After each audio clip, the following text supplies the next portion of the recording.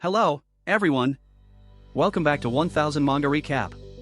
Last time, we saw Wu Chen reveal shocking truths about Nancy's past. What happens next? Let's dive in. Nancy stares at Wu Chen, her hands trembling. He looks at her, calm but intense. Wu Chen steps closer, his voice steady but firm. Since you won't say it, then I will. The Queen never looked down on you, Nancy. Nancy freezes, her mind racing. Wu Chen continues. Instead, she saved you. She took you to the hospital when no one else cared. She had doctors heal you. That's how you became her personal maid. Under her guidance, you learned, you grew strong. But do you know why? Nancy's eyes dart to the floor. Her lips part, but no words come out. The Queen had two purposes for you, Wu Chen presses. The first, I can't tell you yet. The second? To make you her confidant and assassin. To kill Princess Lala. She played on your fear, Nancy, your childhood trauma. She made you believe impure thoughts with men would sicken you. But think.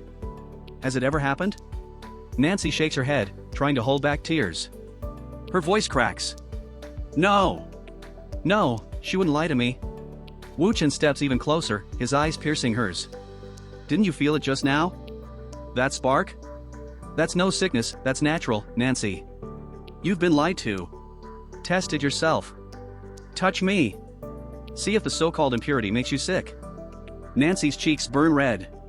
She hesitates, then reaches out, her fingers trembling. Wu Chen smirks gently. Well? Are you ill? Or was the Queen wrong? Touch longer if you need to be sure.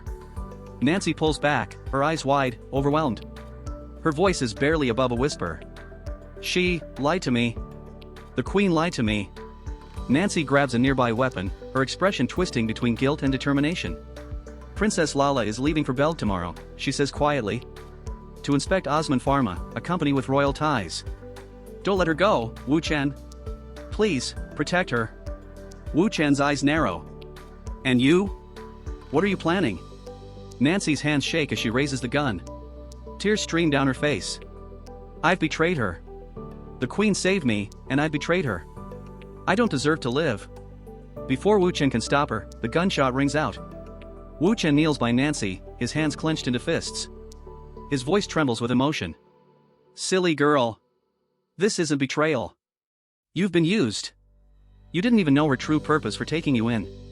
Naive, so naive. He stands abruptly, his jaw tight. Princess Lala's safety is now my responsibility.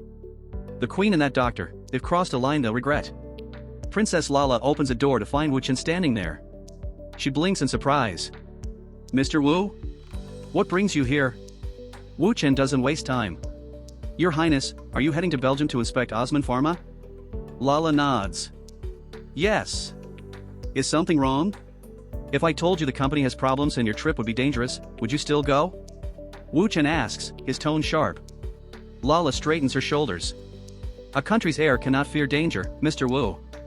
I must face it head-on, or I'm unworthy of my title. Wu Chen smiles faintly. With that resolve, Your Highness, I'll accompany you. Stay by my side.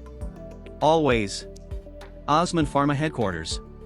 Inside the sprawling facility, Wu Chen and Lala meet when Renlong, the chief executive. Your Highness, Renlong says with a smooth smile, shall we begin with the Red Center? When Renlong says, Your Highness, to enter, we need to change into dust-free attire. Wu Chen steps forward and offers.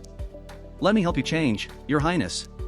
Inside the changing room, Wu Chen examines the attire and says, this dust-free attire looks fine. Lara looks embarrassed as Wu Chen assists her in changing. She thinks nervously.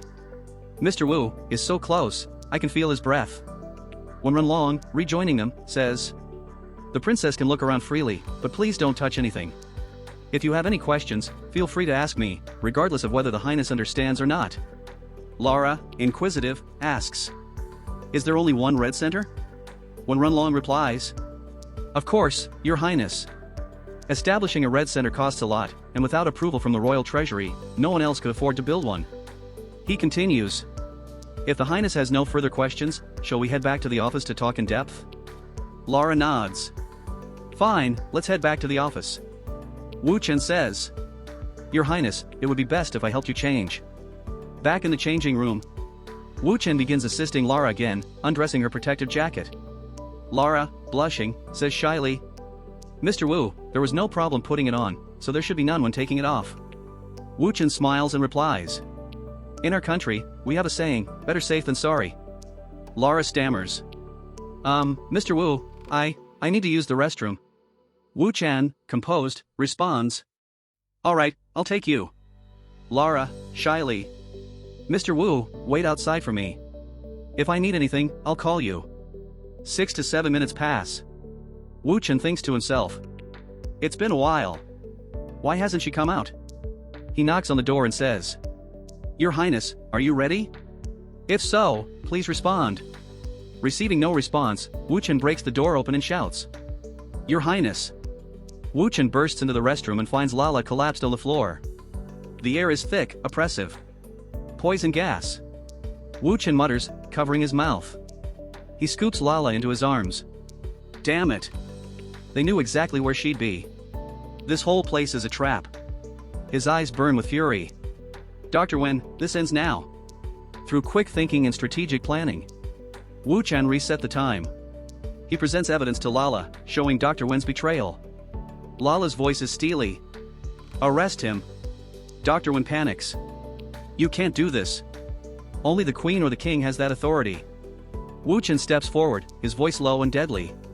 "Would you prefer to explain yourself here or in the palace dungeon? Your choice." Dr. Wuin's face pales, his arrogance crumbling. You don't know what you've unleashed." If you like my video, please share and subscribe.